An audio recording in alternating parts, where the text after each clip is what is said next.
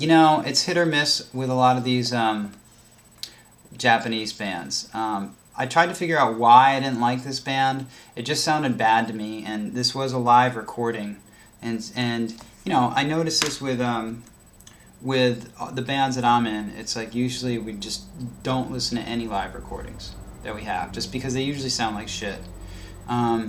It's tough to listen back to them, and this wasn't the best recording. I mean, not a good first exposure for me. Anyway, I watched some other stuff, and I still couldn't get into it. The next person, you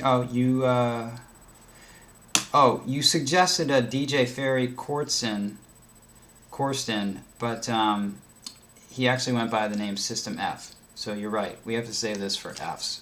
So I can't even get to this. Z, you went with Frankie Goes to Hollywood. I will never get tired of listening to Frankie Goes to Hollywood. In fact, I just heard that song like the other day as well. So that song stands the test of time. Something about that song where it's a great song. Where are we? Then you suggested Flunk, which is a Norwegian folktronica band. It's like a foursome. And they became popular because they covered the song that you recommended, which was New Order's Blue Monday. And I don't know why that people cover this song. It seems like the most covered New Order song, and it's my least favorite New Order song. But I like this band. I like this band specifically because of the instrumentation. For sort of this like down-tempo electronica band with a sweet girl singer, how they work their guitars is what drew me to liking them. And the guitars had a very deserty quality to them, and they stuck out on top of this music. That's why I liked this band. And then I listened to another song, and so instrumentation got me. Definitely not the cover of Blue Monday, which is what got everyone else and actually got them famous, relatively. All right, where am I? Okay.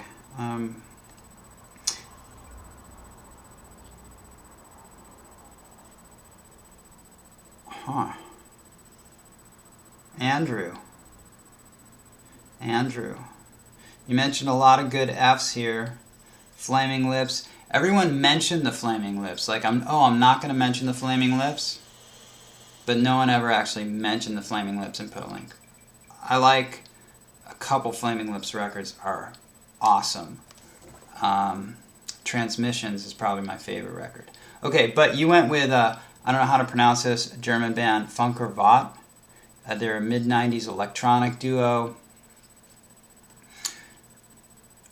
The first song wasn't as bad as I thought it would be, the song that you recommended.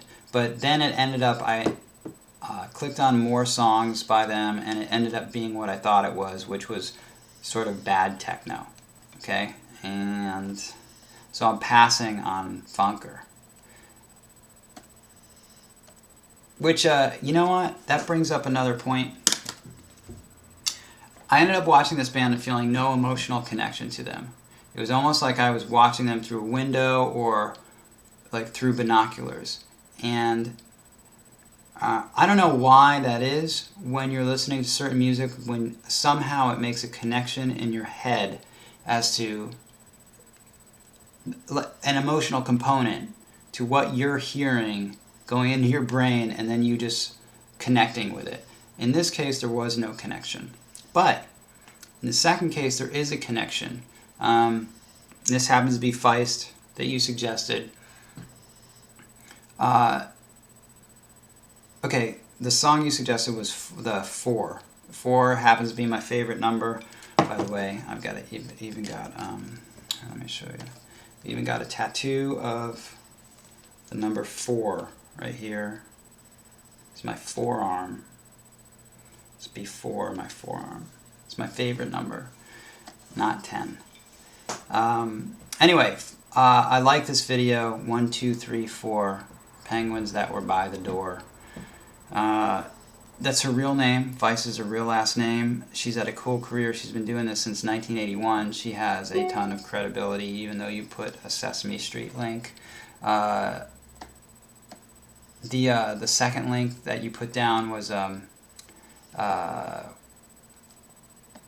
what was this song? My Moon, My Man.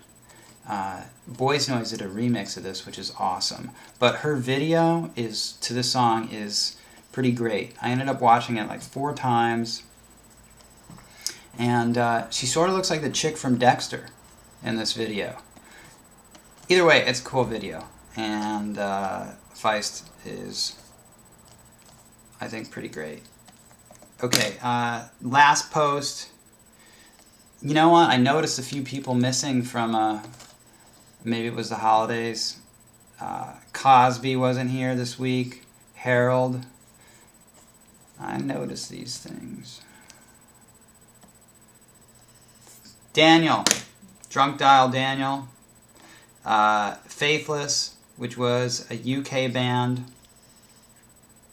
I didn't like them. This was sort of a duo, sort of like a house acid pop thing. The producer duo from the UK. They ended up turning into a quartet.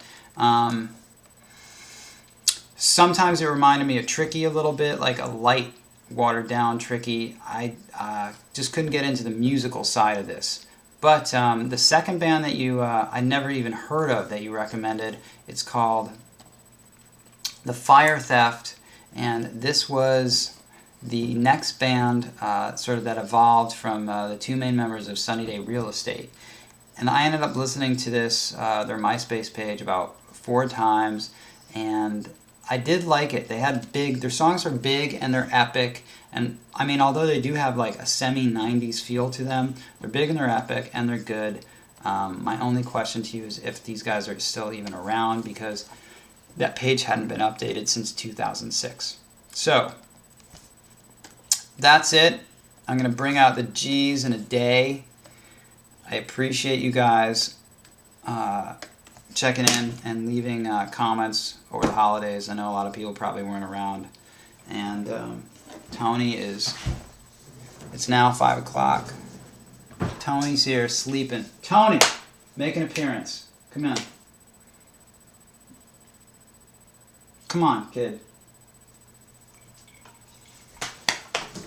Tony, come on. Come here. Come here. Come on, up. Come on, up. Yeah! 2010.